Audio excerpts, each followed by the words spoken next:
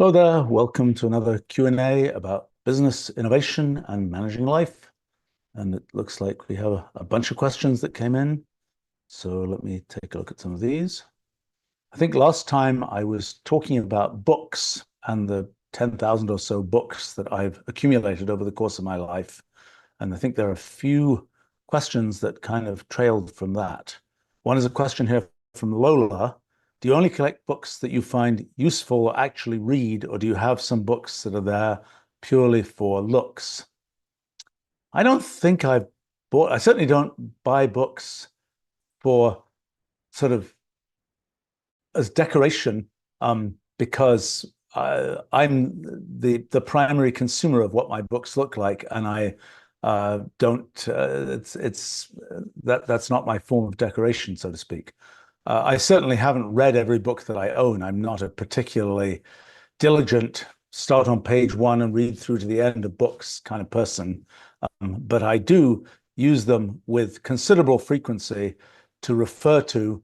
And a typical project that I do, particularly projects that involve more historical kinds of things, I'll go and get a bunch of books from my library, and I'll make a big stack of them, and they'll sit in my office for the period of a few weeks or something when I'm working on that particular project, and I'll gradually be going through what I want to go through from them. I have a large supply of bookmarks. Years ago, well, we've made at different times sort of promotional bookmarks, and I seem to end up with a bunch of those. Plus, we've got some new kind of science bookmarks that are rather lovely. And I usually, my sort of workflow is I have a pile of books. I'll be going through. I'll be looking at particular things. I'll stick bookmarks in them at places which I'm referring to, and then sort of as the project finishes, I have sort of the satisfaction of taking the pile of books and pulling all the bookmarks out and sticking them back in my bookmark holder. A little bookmark, little wooden thing for holding bookmarks. And then go and return the books, so to speak. I would say that yeah, I've sort of made I suppose there are books which I have in different places because they're more or less accessible, but I don't think I have any books that are there sort of purely for the sake of the look of the book, so to speak. I have to say, one of the things I discovered about books in libraries is that books are an amazing absorber of sound. Well, more particularly when you have a shelf with books on it, and there's sort of a gap above the books, as there always will be, because the books aren't all the same height and so on. And the sound goes into the sort of the gap above the books, and it's kind of a Helmholtz resonator kind of object. The sound goes in and sort of gets dissipated inside behind the books. So it's kind of like, libraries can be quiet because sound's getting absorbed in this kind of, not in sort of fuzzy stuff or something, which is a typical kind of sound absorber or an acoustic tile or something of this kind, but rather in sort of the mechanics of how sound works when it goes into the sort of hole between the books and the shelf and then gets sort of stuck behind the books.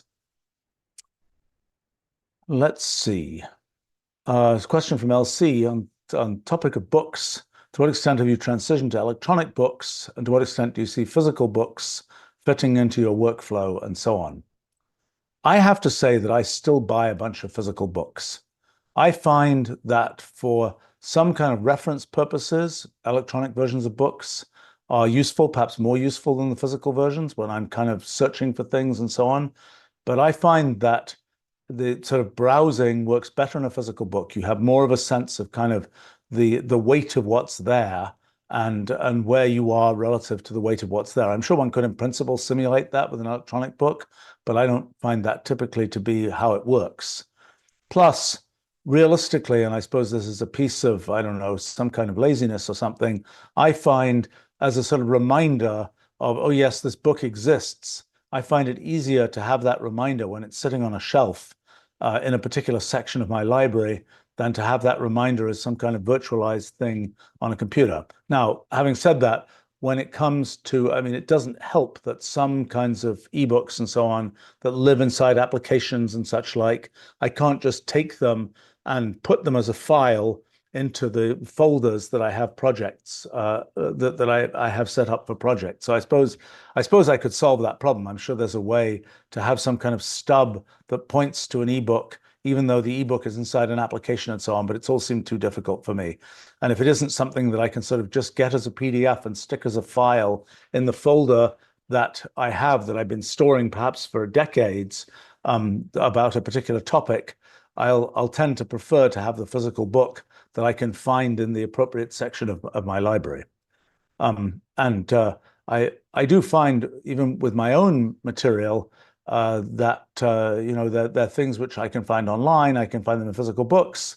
There are situations in which I will look at the physical book because it is more easily browsable in some ways than the online version. I have to say that for example, with the New Kind of Science book and some other books of mine, the kind of browser interface that involves thumbnail pictures of the pages of the book, I found that pretty useful, because these are books which have lots of pictures, and I can kind of recognize a page by its picture, so to speak, and very quickly go there. And that's a pretty good way it's a very different way to browse than flipping through the book as it would be in a physical form.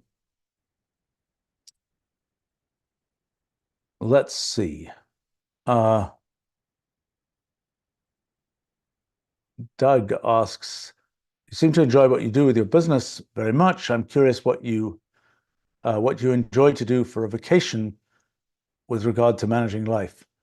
I am not a good vacation taker. I don't think I have taken sort of a genuine vacation in probably more than 40 years.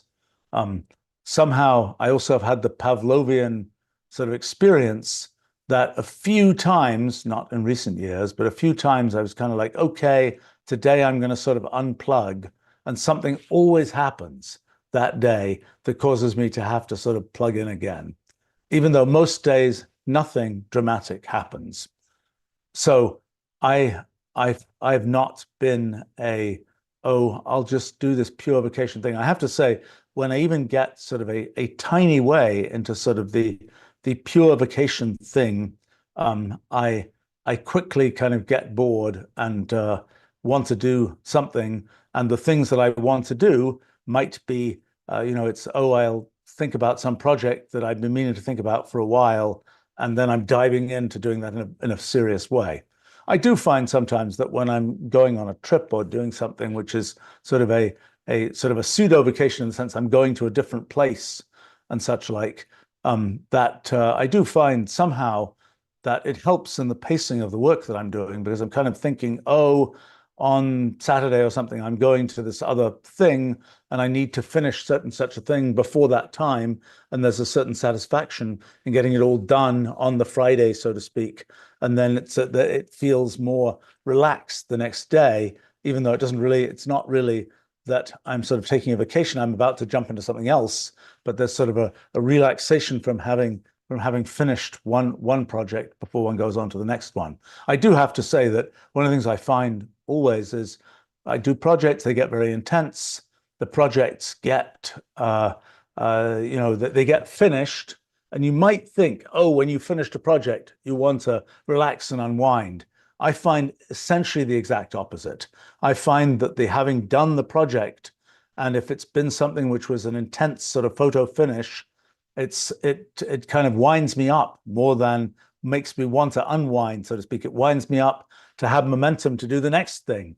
And so I have a tremendous habit to say, okay, I'm done with that. And literally, 5 minutes later, after I put that project, which might have taken, a month or something to do, when that one is like, boom, I'm done, I have a great tendency 5 minutes later to start something else. I just find that there's a build-up of momentum more than a need to kind of say, oh, phew, that one is done, let me relax type thing. I think the fact that I get to do a range of different kinds of things, I think that is useful. And the fact that, projects do finish, for me at least. Some projects are sort of non-finishing projects, but they have stages. Like the story of Wolfram Language is a non-finishing project that's been going for 38 years so far. But it has different sort of specific waypoints that represent kind of finishing those sections, and that's sort of the equivalent. But I think the fact that sort of one gets to do a range of different kinds of things is for me pretty invigorating. And I think if I was doing one thing all the time, I would do it a lot less well than if I take that thing and do it only a quarter of the time and spend three-quarters of the time doing other things, so to speak. I mean, I think that a lot of the things that I've been able to do in technology and science, even in business, have been the result of the fact that I've had if I had been sort of going in a straight line doing one thing, I just would never have gotten to the things that I've actually been able to do. Partly because I've learnt different things, been able to use skills from different areas and apply them. But also, I think it's a matter of sort of motivation. When you're doing one thing for all the time, it somehow you just get used to it, and you don't feel like it doesn't stir things up. You don't feel like you get to sort of think about things in new and different ways. Um, YOLO comments noticed a post we just did on X. It's kind of funny. I had noticed that my British driving license, which was issued in 1978, had still not expired. It doesn't expire for another 5 years. And I thought that was pretty amusing because I remember in 1978 thinking, this is never going to expire. It expires in 2029. That's the infinite future, so to speak. But somehow the way life works, if you live long enough, the future arrives, so to speak. Um, I originally learned to drive in the UK. I remember at the time it was a big deal. Most cars were manual transmission cars, and there was a lot of elaborate stuff about, how do you start a car on a hill and have it not roll backwards and so on. And of course, there's the difference, the quintessential national character difference in the way that traffic lights work. Now I'm going to embarrass myself by um, not yeah in Britain, at least it used to be the case. My gosh, I don't really know. There was a configuration of the traffic light where it was kind of red, and then there was a yellow, and then it was like, get ready, put the car in gear, and then okay, now go. Whereas in the US, in sort of I don't know, it feels like a feature of national character. It's like, boom, it's green, ready to go. Um, I think it always, of course, in the UK, one drives on the left-hand side of the road, in the US on the right-hand side of the road. I have to say, I didn't find it. I thought, I thought many times that it's like super confusing going from one to the other, but I have never found it as confusing as one would expect. It just seems like, you rent a car, whatever it is, or you move from one place to another, and you find just sort of somehow it readapts. It's one of those things which, for some reason, one manages to remap easily. It's like I noticed when if you type on a keyboard with slightly different key layout, I find that one remaps that very quickly as well. It's one of the just must be built into sort of the human setup. I think um, in well, let's see. I don't know. It would be interesting to know. I know when people are setting up self-driving cars, that there are all kinds of questions about the aggressiveness of drivers, and that affects various characteristics, particularly if you're simulating kind of large-scale motion of cars with lots of self-driving cars and so on. It matters a lot what the kind of aggression level of drivers is, which I think is quite regional in most countries and so on. So, uh, I always used to notice in the in the UK, there are it's terrible how many of these things, but it doesn't really, there was white lines in the middle of roads, whereas in the US there are yellow lines in the middle of roads. And it always used to strike me as kind of, I'm not in my home country when you see the sort of non-white lines in the middle of roads. But I'm sure that's lots of things have changed. I mean, I remember there was this brief time when I was a kid when the UK decided it was going to standardize, it was going to go metric, and they started putting kilometer road signs up, and that didn't last very long. They took them down again. I think somehow there's a certain. I also find things like I notice maybe one, the fonts of road signs are different, and there's again a certain sort of national character communication in things like the fonts and so on of road signs, I think. Anyway, just strange views there. Let's see. Question here from Nata about physical books and audiobooks. I have to say I've never used audiobooks in any serious way. I think at some time in the very, very distant past, I had some books on cassette tapes, which shows you how long ago that was. And I think I sort of listened to them once, but that was before cell phones. And ever since then, when I've been driving, which is one of those cases where, you don't get to read except by audio, so to speak, if you're the one driving, at least for now. As soon as cell phones became available, and that was around for me around 1980. By 1989, I had certainly I had a cell phone by 1988, but I think I started using it, and it was sort of a routine thing driving by 1989, 1990, and by that point it was kind of like, well, I'm going to make phone calls when I'm driving rather than listen to audiobooks. I don't think I'm probably the kind of person who is too impatient. I don't watch too many videos either. I'm too impatient. I'm kind of like just, I prefer to look at the transcript of the video than to watch the video because I can kind of do it at my own pace. Let's see. Well, there's a more general question from Michael here. What's the key to happy, content life, in my opinion? Oh, I think do things you like to do and do a portfolio of different things. Those have been sort of good guiding principles for me. I mean, I think the challenge is often, well, first of all, figuring out what you like to do, and then figuring out how do you solve the puzzle of matching the things you like to do with the things that the world kind of supports having happen. And I guess I've been fairly lucky that sort of I'm live in a time in history when a bunch of the things that I like to do are possible, but they're sort of on the leading edge of what is possible. And so it has the sort of extra feature that one gets to do them for the first time and so on. I think that it's sort of what one often sees people who say, I'm going to do this now because after I've worked for enough years, I'll make enough money to do this or that, and then I'll do the thing I really want to do. For me, that's not a winning story.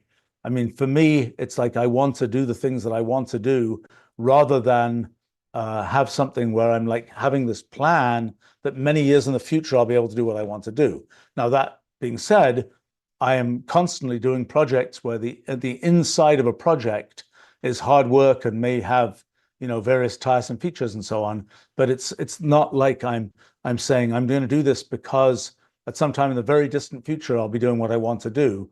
It's something that has a much shorter time scale to satisfaction, I suppose. I think that the things for me, it's sort of can you work out what you actually find it fulfilling to do? I like creating stuff. I like figuring stuff out. I kind of like doing things where I feel like other people have fun with the things that I've made. Those are attributes that for me personally are important. I find people interesting, and so I like interacting with people. But there are plenty of things that I don't like to do, and where I kind of avoid them. I mean, for example, I'm a for the last 38 years I've been running a company. I've not I don't work for. I suppose I work for my employees and for the world, so to speak, but I don't kind of have an obvious boss. And I don't think for me, that's a good feature. In other words, for me, it's much better to be in a situation where I'm the one who gets to decide what to do. Sometimes I'll get it wrong. Sometimes I'll feel stupid for getting it wrong. Sometimes it'll be a disaster because I got it wrong. But I'm sort of the one in charge, and I like that situation much better than being like, well, I'm not really the one in charge, so somebody else, you make the decision. I don't have to worry about the decision because it wasn't my decision, somebody else made it.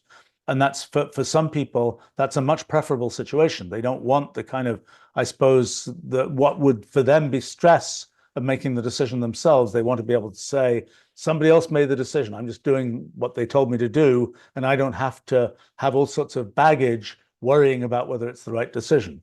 For me, I know about myself that I have a vastly prefer just make the decision myself. I don't get a lot of, I don't get stressed about making the decision. I find I just can make decisions, and sometimes I'll get them wrong, and I try and get it right. But it's for me, it's vastly preferable to be the one sort of in charge of making the decision. But that's not true for everybody. And I think being sort of having that kind of freedom to do, I mean, when I say freedom to do what one wants to do, as soon as you've built things, when you've built kind of companies, when you've built kind of a way of interacting with the world, things like this, when you've built expectations that other people have, when you have, people that rely on you in all sorts of different ways, the idea that you're sort of just free to do whatever you want isn't really a thing. There are lots of constraints, at least on a short-term timescale. I think that the things that I really care about having the ability to decide what I want to do, which are particularly intellectual kinds of things, I think I have rather, I've managed to set things up so I have rather complete freedom in that regard. And for me, that's a very, very good thing. But for other people, different things may be good things.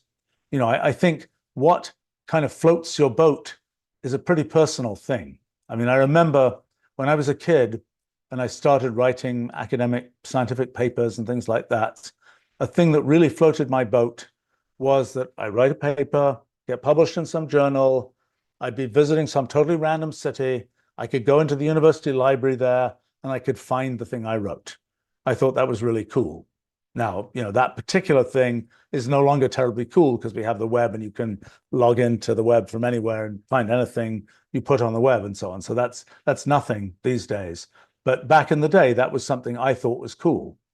Whereas other things that people would say, oh, that's so cool, you won some prize or this, that, or the other, whatever, I'd be like, I don't care. That's nice. It doesn't really float my boat, so to speak. But for other people, that was the thing that floated their boat, and maybe the thing that was exciting to me wouldn't be exciting to them. So I think these things are fairly personal. What is often difficult is to know what is it that you like to do. And, sometimes you kind of have to watch yourself carefully to know what you like and also what you will be able to do effectively. I mean, for instance, for myself, it's like people say, oh, will you, will you be involved in some committee that's trying to make some decision about something? Well, I know that I do horribly in those situations. I, I just don't like it. I find it kind of boring. I find it frustrating, et cetera, et cetera, et cetera. So I think that's a thing, but I wouldn't, in the abstract, I might not know that about myself. They have to try it to see you don't like it. Or, there are plenty of other things uh, some people like it, I don't. And other things where other people would be horrified by it, but I like it.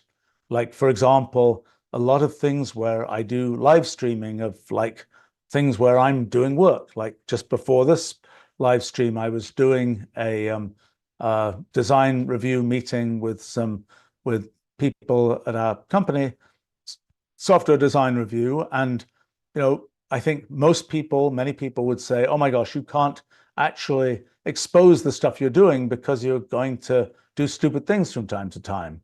But I find it kind of it's sort of fun and useful and somewhat invigorating to be kind of sharing the things one's doing with the world there. And I don't happen to care that every so often, I'll say something totally stupid in those meetings, but other people would care. So it's a sort of a different optimization for different people. Let's see. Uh, Golagaz asks, let's see, I've got several questions. Okay, Golagaz asks, what's the best arrangement in an innovation setting that collaboration won't create a conflict on who would get what credit? Yeah, that's complicated. I mean, I think that different domains have different expectations for what people get out of things. Like if you're doing a startup company and it's going to be some, venture-backed company and so on, and there's going to be lots of equity and somebody thinks that they might get rich from it and so on, then what matters is who gets what part of the pie. If you're an academic and you're, seeking citations, what matters is who gets their name on the paper in what order. And so I don't know whether it matters. I don't know whether the order matters actually for citation rankings on papers, but those kinds of things. Another thing might be sort of who gets to thank so and so in sort of thank you for doing this and write it somewhere, things like this. So different domains, I would say, have very different kinds of expectations and things that people get out of their share of the credit type thing. I would say, something, it also depends on what kind of a thing you're doing. Like if you're starting a company and you've got 2 people, 3 people who are starting a company together, and they're all like, yeah, we're going to do this great thing, and we're all aligned, we're going to do it, it's going to be great, et cetera, et cetera, et cetera. What I've noticed is unless companies are outrageously successful, the people who start them together end up diverging on timescales of maybe 5 years or whatever. Somebody will have a different optimization in their life and they'll want to take it easier, or they'll think the company should be doing this or that. There'll be some divergence. And so then the big question is, what happens at that point? Do the people feel very bitter that, oh, this person got this big piece of the pie, but now they're not doing what's relevant to the company? Or do they have some whole setup where that somehow gets worked out? And that, I have to say, when people start companies and they're sort of arguing a lot about who gets what piece of the pie, and then it turns out there's no pie after all, because they spent so long arguing about pieces of the pie that they didn't even start the company, that's kind of a bad situation. But I do think that in the times I've seen it, when in cases where people can sort of peel off in a way that's ultimately sort of fair to everybody, that's a big win when that happens. And it often doesn't happen that way. It's often kind of messy. When it comes to academia, I haven't published a paper in an academic journal. Well, I haven't sent one to an academic journal since I think 1986. And I found that my sort of means of communication through just posting things on the web works a lot better. A lot more people see it, and it doesn't have kind of a lot of the constraints of academic publishing. I think I get to write much better exposition by just writing it at whatever length I want in the style that is a bit more informal than modern academic papers. I think the kinds of things I write probably read a lot more like the original academic papers from the 1600s, where people are kind of being more chatty about saying things, because I think you can communicate better when you can be chattier. Sometimes the very formal, stodgy communication of, let this be a that and consider this and so on, it doesn't communicate nearly as well as what you can do if you're a bit chattier and you're explaining the motivations for things. You're kind of avoiding confusions by kind of saying, well, this thing is named this, but it's actually not the same as that other thing you might have heard of. All those kinds of things that you can do in the kind of style that I adopt. I've also found that when I write things, I just have to write them myself. I have not, even when I used to write academic papers, I would sometimes write them with other people, and I always did the writing. And I just didn't find that was a multi-person job. And then in more recent times, kind of the style of thing that I'm doing is such that my typical setup is when people work with me, and quite often people work with me on sort of the underlying research for things that I write. My thing is, okay, that's great. I'm going to write what I write. You can write what you write, and quite often they do, and that's great. Whether it's posted on, something like Wolfram Community, or whether it's on the web somewhere, or whether it's in an academic journal, I think that this is a kind of unique thing that I've ended up doing, is kind of I'll write what I write and sort of say thanks to whoever helped, and they write what they write in the format that they want to write it. And I found actually in a number of cases, it's been super useful because I write what I write, and that is easy to read for certain kinds of people. And somebody else might write something that's much more academic, that is digestible in a different way by different people. And that's a big win. And if one tried to sort of write those things together, one would end up with this thing that was sort of a mishmash that wouldn't serve either of those two markets as well as the separate sort of publications do. Now, when I used to write academic papers a long time ago, the world was a bit different. But I have to say, I tended to always be in charge of the collaboration, so to speak. And I had various kinds of rules. Like, for example, one was if somebody doesn't understand what's in a paper, they can't have their name on the paper. Period. End of story. Even if they're like, well, I contributed this little piece. If you don't understand what's in this paper, you shouldn't have your name on the paper. And I'm not sure that everybody agrees about that. That was a principle that I developed, albeit in a different time, so the world may have changed since then. Part of the issue there is that people will go and, they'll talk about this thing. Oh, there's this thing and so on. If the person doesn't understand what's there, it's kind of hard for them to meaningfully talk about it. I think, as I say, I haven't done academic collaboration in 40 years now. So it's my, and actually even in my later years of publishing academic papers, I think they were always single author papers. So, again, when you ask, so I don't know. In the case of academia, there's been sort of a development of things where you'll put a list of names and you'll put a star saying, primary author or equal contribution for the two people whose names come first. Back when I was doing sort of academic stuff, different fields had very different conventions, actually. Some fields were sort of always alphabetical. Some fields where the person who did the most work comes first, et cetera, et cetera, et cetera. But, I don't know to what extent, if you're like citation counting, do you get extra points if you were one of the, sort of made the biggest contribution authors? I have noticed one thing that gets very weird. I mean, there started to be very large collaborations in fields like particle physics, where the author names would fill, a page and a half of the journal, and then the paper would be only another 2 pages, those kinds of things. I've noticed in machine learning now that there are sometimes these giant collaborations. And actually, the thing that I've noticed just in the last year or so is it used to be the case that a paper with 500 authors, one would write in references, Aardvark et al.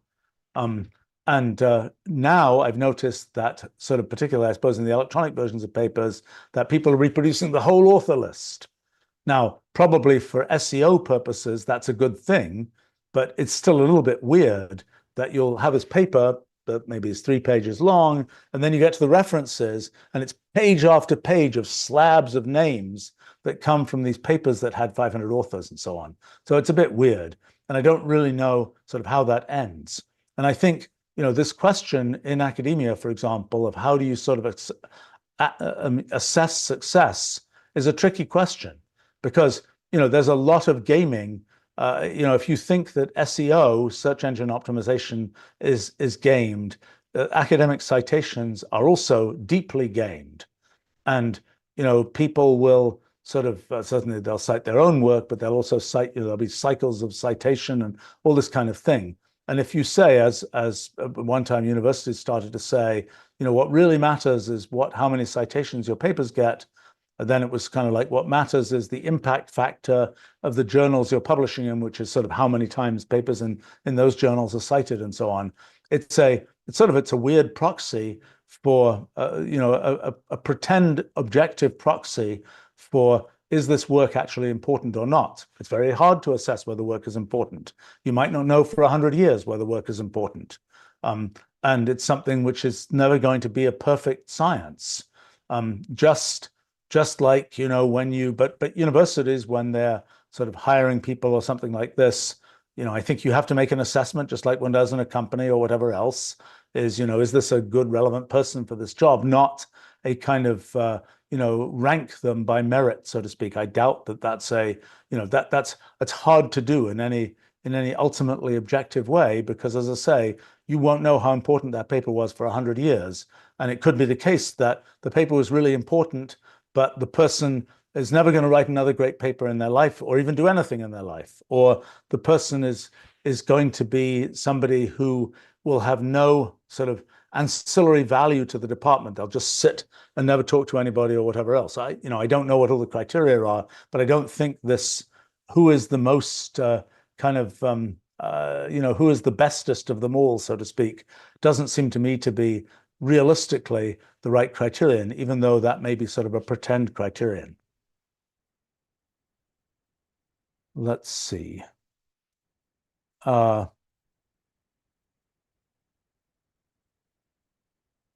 Let's see. Breck is asking, have I tried the daylight computer, meant to be a circadian rhythm friendly computer, eliminating blue light being the main feature?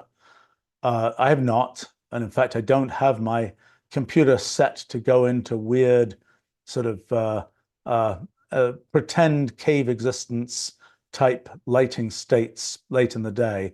I suppose I happen to be one of these people who doesn't have much trouble, falling asleep and so on. And I partly that's because I'm very regular in, I'm a 2:30 a.m. go to sleep type of character, and it's pretty, I'm a little bit shocked at how small the variance is in the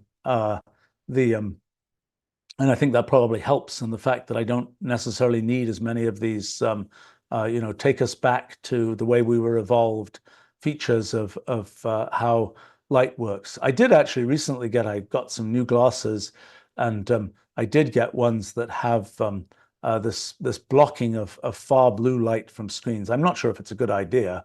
I sort of got it because it's interesting tech. And I did notice that if I wear those glasses, if I were wearing them right now, which I'm not because I'm not looking at a nearby computer screen, because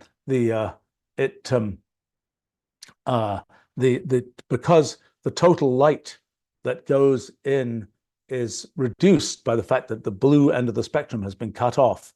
It's kind of like one has very dark eyes when viewed from sort of from the outside. But in any case, that's so I haven't tried that. And I think in terms of my main circadian rhythm hack is just to have a very regular rhythm, so to speak. And I'm sure, in fact, I know from when I was younger that my own intrinsic circadian rhythm is not 24 hours. If I really were living in the, no external stimuli kind of situation, I think it's longer than 24 hours. And I think would just go to sleep later and later. But I've I suppose for the last many decades, I've become pretty regular in that. And when I travel elsewhere to places with very different time zones, when it's just to the west coast of the US, I'll try and keep my usual my absolute time schedule, so to speak. And I found that works well. When I'm traveling to other places, it's kind of a mess, and I don't. That's one of the reasons I don't like it so much.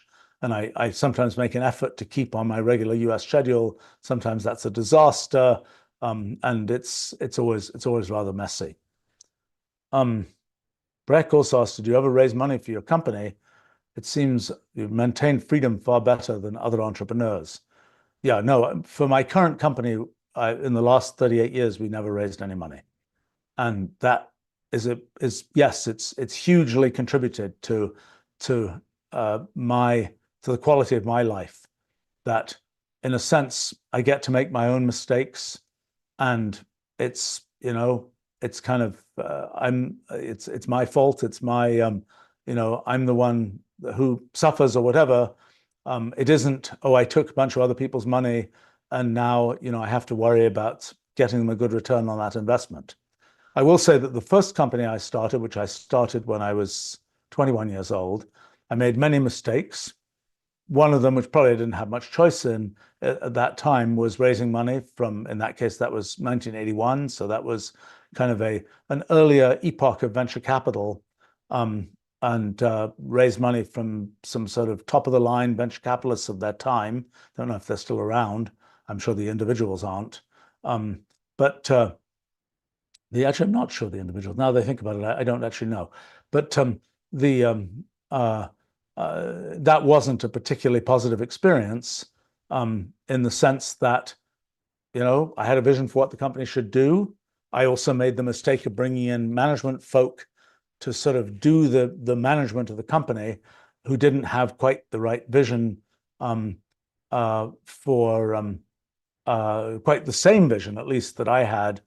That company actually started doing mathematical computation software, and the venture capital people of the time, 1981, 1982, said, you know what you guys should be in? You should be in AI. And it's like, you got to make this company an AI company. Well, okay, cool idea, 40 years too early. At the time, AI meant expert systems, whatever that means. And in that particular setting, the thing that I built was sort of the cash cow for the company. And the company tried all kinds of things and, let's make AI stuff. They did eventually manage to get fairly successful in making various kinds of sort of AI-inspired expert systemsy things for various kinds of large corporate customers. But from my point of view, I have a definite vision, and this is what I want to execute. The venture capital folk there were purely disruptive, in the sense that there was like, well, there's these other things you should be doing. It's like, well, because they didn't really understand the mission, because it was not the mission that happened to appear to be kind of the cool mission of the time. I sound very negative, but I guess I think that's a problem that happens in venture capital, and I think it still happens that there's a shiny concept out there. Oh, everybody's going to make money in AI this week. Oh, everybody's going to make money in blockchain this week. And there are often some sort of leading venture capital folk who really understand sort of at the leading edge what's going on and know kind of the first line companies to invest in. But then there's, oh, look, money's being made in this area. Let's rush in. That strategy sometimes works for some people. It sometimes also really doesn't work, because by the time you're investing in the 65th company that's trying to do this thing, the chances that that one will be the big winner is not very high. So, but yes, in the way that we've set up the company, we've never raised any money. We basically make money by selling products to people, and bring in more revenue than we spend, and that's been a sort of a good discipline over the last 38 years. I think it's and it leads to sort of a life where you get to make your own decisions, which I like very much. I have to say we have spun off a few companies, and we've tried to spin off more that have some of the companies we've spun off have had outside investment money. Frustratingly, those haven't done. They're often very good things, but they don't do so well. And it's a strange and frustrating thing. We actually also, one time we were considering doing a kind of a launch pad for launching companies that are based on the technology we built and so on. And we had a bunch of investors for that. Unfortunately, the person who was going to run that had sort of an urgent midlife crisis, and the whole thing imploded, because it would have otherwise been sort of left for me to run, and I was completely not interested in running it. So we just let it die before it really ever before the launch pad ever launched, so to speak. But that was a concept of getting, which I think is still a valid concept, of using technology that we've built and being able to launch companies from it. The challenge is always, entrepreneurs are very, they have very unique directions. And, finding an entrepreneur who has a specific direction that aligns with the thing you've already thought of to do, or you already have technology to do, is quite non-trivial, because entrepreneurs have definite unique directions. What you think should be done has a definite unique direction. Are they aligned enough? That's a big challenge. Right now, for example, I just wrote some things about sort of the foundations of machine learning. one of the consequences of what I wrote is kind of a new way to do completely discretized machine learning that I think is of quite significant interest, both at a software level and also at a hardware level. And so that's a place where we'll see. Maybe an entrepreneur will arrive who wants to take what is right now more or less just a scientific seed, although we have built some technology not yet released around it, and take that seed and really make a company out of it. It's as I say, it's a challenging thing. Usually entrepreneurs will show up with, I've got my own idea, I'm going to do my thing, and sort of diverting that to something that might be a much better idea, but it wasn't their original idea, is often quite challenging. Even though in many cases the skill sets, if they were brought together in the right way, would be very successful. I mean, one of the things that is a strange feature of sort of the typical investment funded company, I mean, another thing that, well, one thing that happens, people are always asking me, will I invest in company XYZ? And I have, years ago, I did do some small investments of cash, and they were always a disaster. And they were a disaster because statistically, they will typically be a disaster. Even if the people are good, the ideas are good, et cetera, et cetera, et cetera, things go wrong. And so I made the decision not to do that. And I do invest time and I advise companies and things like this. And that's worked really well because somehow it's like one feels more useful. I don't even feel the times that and this is one of those strange sort of personal statements, I suppose, the times that I've made money through just being invested in something where I didn't do anything. I made some choice about making some investment, and then the thing took off like a rocket ship, but it had nothing to do with me. I kind of feel, I suppose, a little bit guilty about that money. Whereas if I've been there and I've been an advisor to some company and the company does really well, and I feel like I've contributed to it, I feel good about, whatever money I might have made from it. So I suppose that's, again, maybe a personal quirk, and something probably not optimized for making money, but making money has not been my optimization ever, so to speak. I mean, it's something you need to do, particularly if you're running companies that have, hundreds of people in them and things like that. But it's not something that has been my sort of motivation as a thing, as an end in itself, so to speak.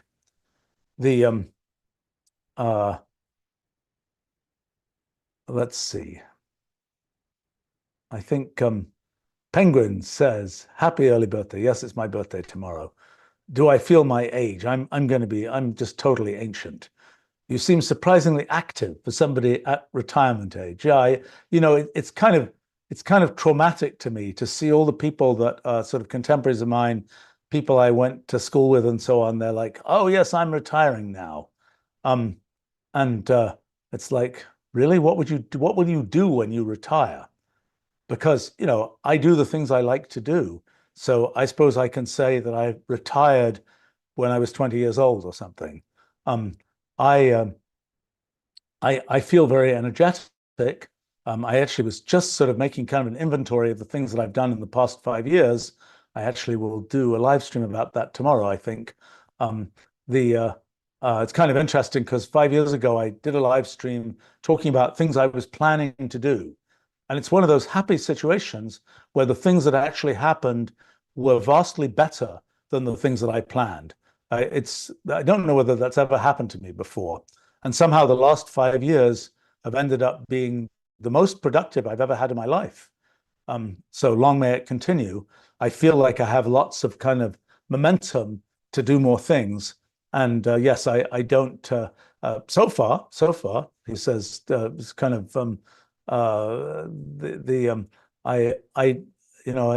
there's nothing that makes me feel old, so to speak. The only thing that makes me feel old is that I can remember a lot of history. But to me, that's actually, and in a sense, I kind of make use of the fact that I can remember a lot of history and that I've seen a lot of things play out. And I use that all the time, knowing, oh, yes, I saw something like that, 45 years ago, and here's how it played out. So in a sense, for me, that's a great trade-off. Okay, so I'm older and sort of more more ancient, although I don't so far yet sort of feel more ancient. The But sort of the compensation for being more ancient is I get to make use of more kind of experience of what's actually happened. I think it probably helped in my not feeling ancient, something which was absolutely not planned and I don't necessarily recommend. But when I was younger, I really didn't, I paid no attention to what I would eat. I paid no attention to what, taking exercise, things like that. And then probably 20 years ago or something now, a little bit more than that, I started like walking every day and I started being eating things that weren't totally crazy to eat and doing those kinds of things. And so I kind of I had been in sort of crummier shape in a sense, but younger. And then as I got older, I kind of was in much better shape, but older, so to speak. So it's kind of not really planned that way, but it's kind of evened itself out. I did notice that in the last 5 years, I've walked, I think, 21 million steps, which is I consider to be at least respectable. It, let's see.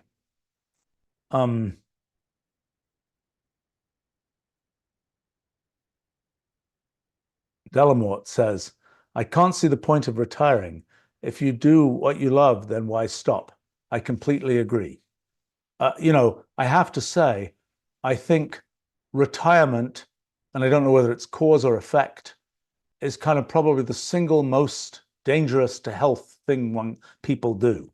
Now, I'd say I don't know whether it's cause or effect, because people, if they're not feeling very well, may decide, oh, this is all too difficult, I'm going to retire.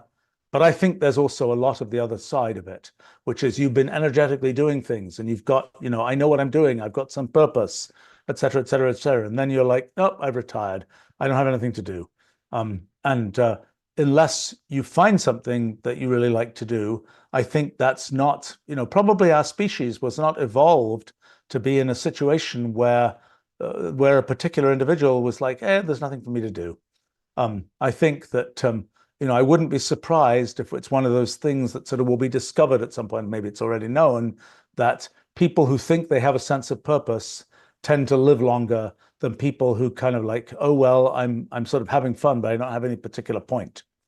I don't know, but that's at least my anecdotal impression. I mean, I have to say, has been, and again, I don't know if it's cause or effect, that retirement is sort of the most dangerous thing you can do. Now, what I often see with people who, when people do retire successfully, so to speak, they do something which they've always wanted to do, but never been able to do in the past. And I often wonder to myself, let's say it's somebody who says they really want to travel. I always wonder to myself, couldn't they have tweaked the job they do so that they end up traveling a lot? Couldn't they have done that, 30, 40 years ago and had the opportunity to do that throughout their lives? Maybe not, but I tend to feel like these things where it's like, let me wait until I've retired because then I will have the freedom to do X or Y, unless the thing you do has absolutely no place where you can make a living doing that in the world. I am skeptical about that. Now, what tends to happen in the arc of people's lives and careers is that people will get started, they'll get all trained up for some particular career, they'll get into that career, sometimes in a very random way, because they went to some, college recruiting fair and some consulting firm had good cookies or something like this. And then they'll get into that. They often are paid pretty well at the beginning and they'll end up, yep, this is what I'm doing. And then, 20 years will go by, they'll get a mortgage, they'll get, this and that and the other. They'll be kind of locked in place doing that. And then at some point they'll realize, oh my gosh, this was a pretty boring thing to do. The thing I really wanted to do was this other thing, but they're kind of locked in place by that point because they have a lifestyle and a life where they have to be making X amount of money per year. And if they went from being, the high-priced consultant to being, I don't know, the school teacher or something like this, or the or the person who kind of makes interesting art or something of this kind, they realize they go from the X number of hundreds of thousands of dollars a year of salary to the, oh, I don't know whether I can make any money at all type situation.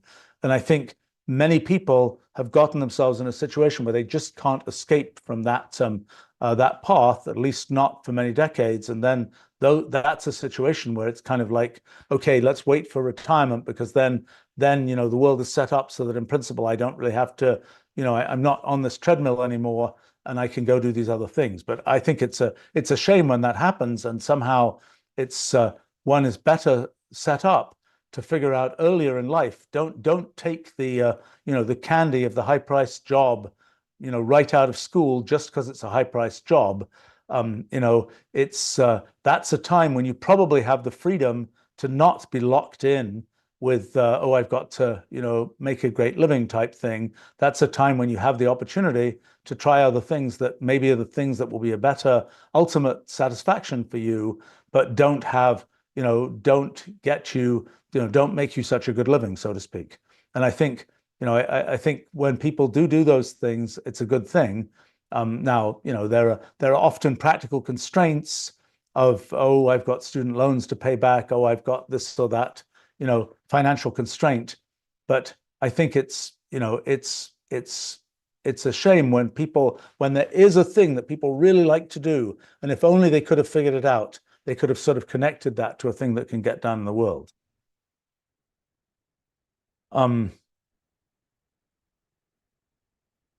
Let's see. Dojo comments. Okay. Says, I help people to retire. I would suggest that if your job is stressful, retirement is strongly correlated with better health. Fair point. Fair point.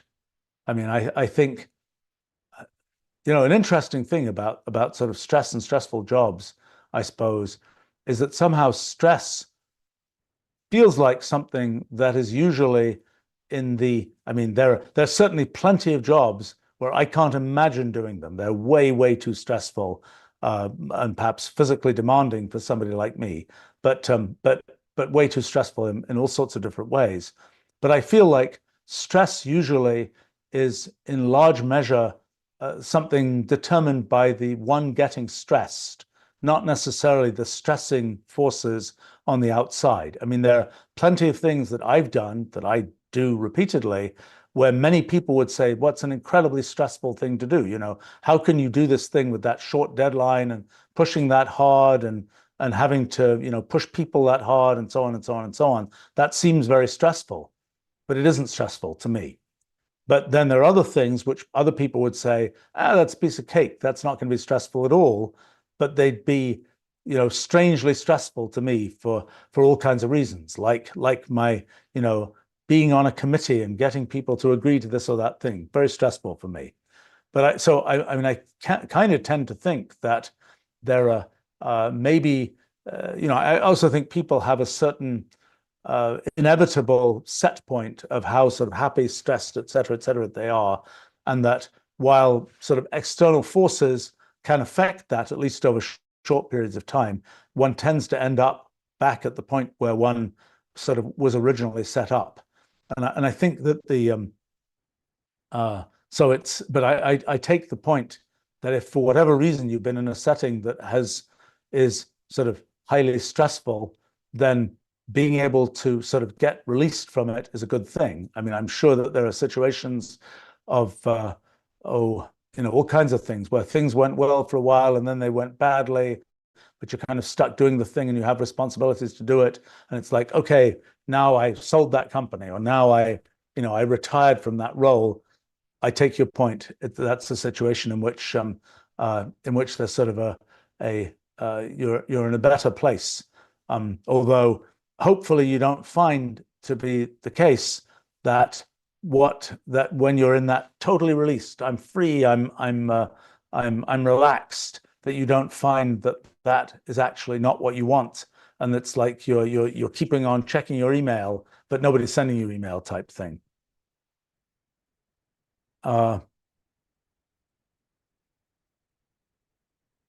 Delamort comments, I'm a baker by trade. I wanted to do mathematics when I was a teen, but dropped out. Mentioned that our programs were an inspiration back in the late 90s. I'm now in my 40s and looking to go back into math and engineering. It's interesting. I wonder if there's a way to leverage baking skills in kind of math and engineering. I certainly know people who are into kind of apply sort of technical mathematics, well, engineering at least ideas to, you know, optimize the perfect baking experience type thing. One always wonders whether if one has a bunch of experience from doing something, whether one gets to leverage that experience because it kind of comes for free for one when one's doing something that maybe the thing one really, really wants to do. But that's interesting. I have to say, when I have seen people who have made kind of changes of career in in their 40s, for example, it usually works out really well. I mean, I kind of feel like people by that point in their lives, they kind of know what they want. And if they have the freedom to make a change, the place where they land tends to be really good.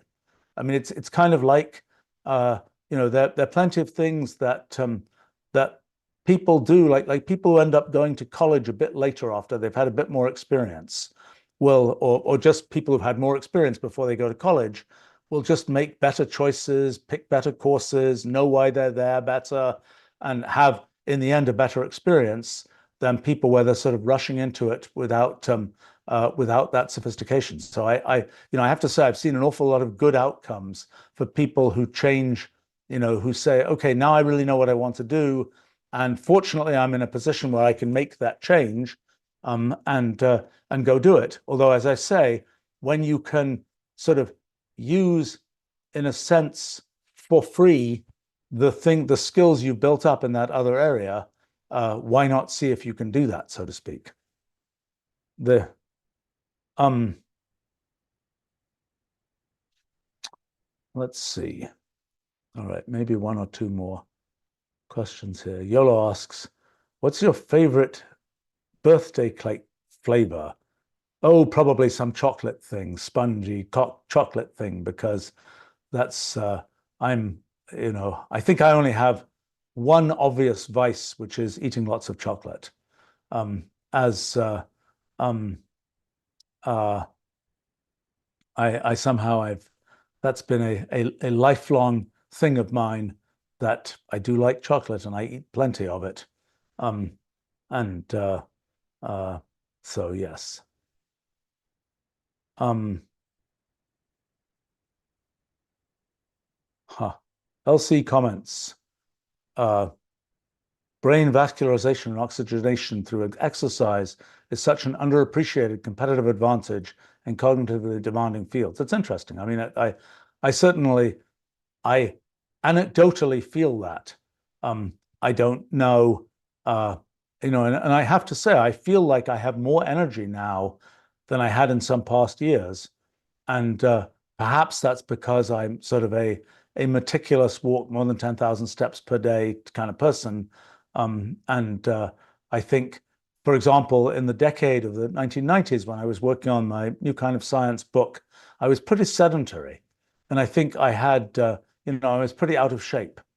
And I kind of suspect that added some years to that project, that there just was a bit less energy that I had to devote to it, so to speak, had available for it, um, and that even though I was younger, that was kind of a lose at that point.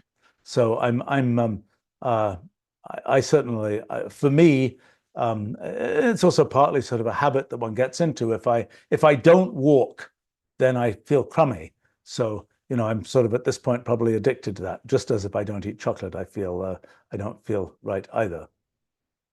Um, let's see. Uh, Peggy observes, when I went to Switzerland, I indulged in chocolate frequently. I have to say that maybe it's imprinted in one, but I do still like certain British uh, chocolate forms. A particular favorite of mine are these chocolate flakes, which have existed since I was a kid, that are some kind of aerated chocolate that are available in the US, but not widely sold in the US. I've always thought that was a negative comment on US consumers because they are very messy to eat. And I've always thought that that was one of these things where the US consumer was thought by at least by the manufacturer, and to be not as capable of successfully eating such a messy food, so to speak. All right, let me see. I think maybe we've gone through some collection. Let's see.